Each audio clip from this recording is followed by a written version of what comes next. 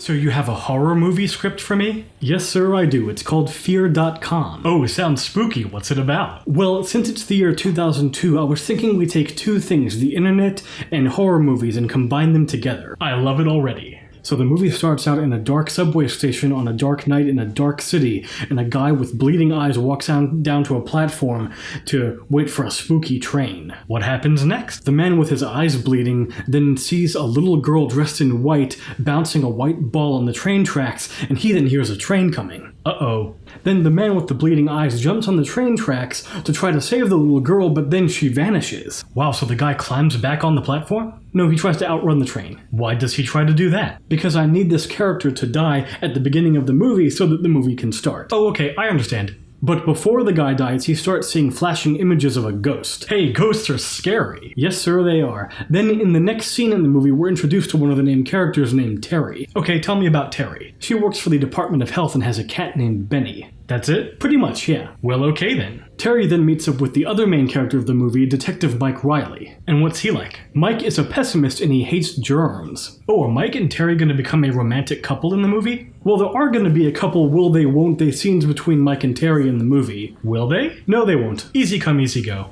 Anyway, Mike looks at the subway guy and deduces that he must be into computers. How the heck did he come to that conclusion? Well, when people are on the computer too long, their eyeballs start to bleed. Very true, that happened to me once. Terry and Mike then become concerned when more victims start showing up at the police station with identical bleeding symptoms, including a young German couple who nearly have their camera stolen at Central Park, and then them filming themselves on the computer, and then her filming herself dying in the bathtub later on. Wait, why did she bother to videotape herself dying in the bathtub? I don't know. Fair enough. Then we are introduced to the antagonist of the movie, a guy named Alistair Pratt, who also goes by the name The Doctor when he's sending cryptic, mysterious messages to Detective Mike Riley at the police station. And what is Alistair up to? Well, he has set up a website on his computer that allows people to watch a live camera death site on their computers, and he calls it Feardotcom. Hey, that's the name of the movie! Yes, sir, it is. Anyway, he sets up the website and subscribers just start pouring in. Well, that's definitely how subscriptions work. Exactly, but later on we're going to also find out that the website is haunted by a ghost named Janine,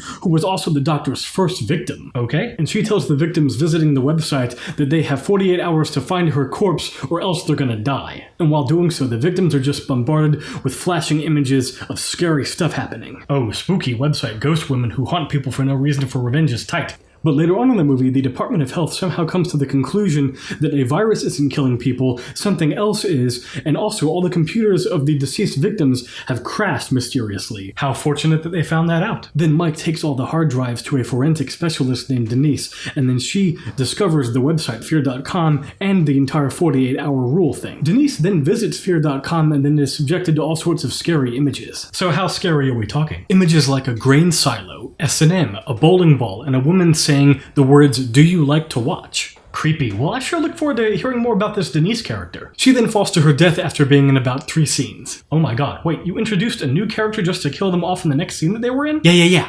Moviegoers might have a hard time relating to characters like that. Don't worry, people are gonna be okay with it. If you say so.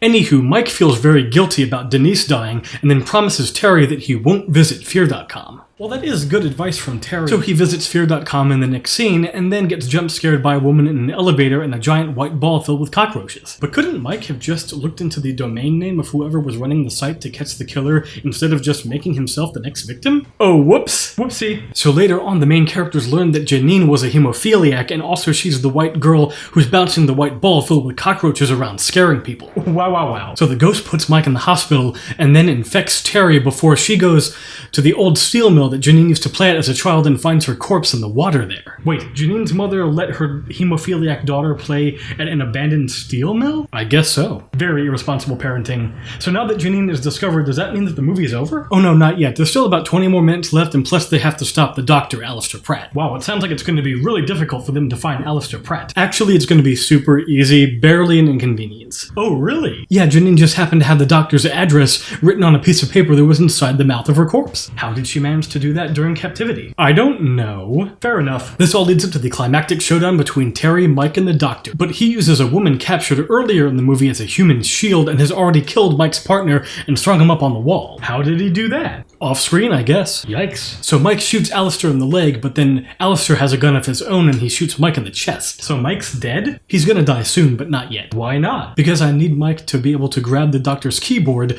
log into Feardotcom while he's there, and upload the ghost of Janine onto his website so that he can terrorize him and then kill him somehow. So the 48-hour rule doesn't apply to him? Nope, because he's the bad guy, and also the movie is pretty much over. So what happens in the final scene of the movie? After all that, the last scene of the movie is Terry in her bedroom with her cat, and the phone rings, and nobody's there. Super scary way to end the movie. My thoughts exactly. Plus, it's a great setup for a sequel too that we're definitely gonna make after this is a big hit at the box office. Huh.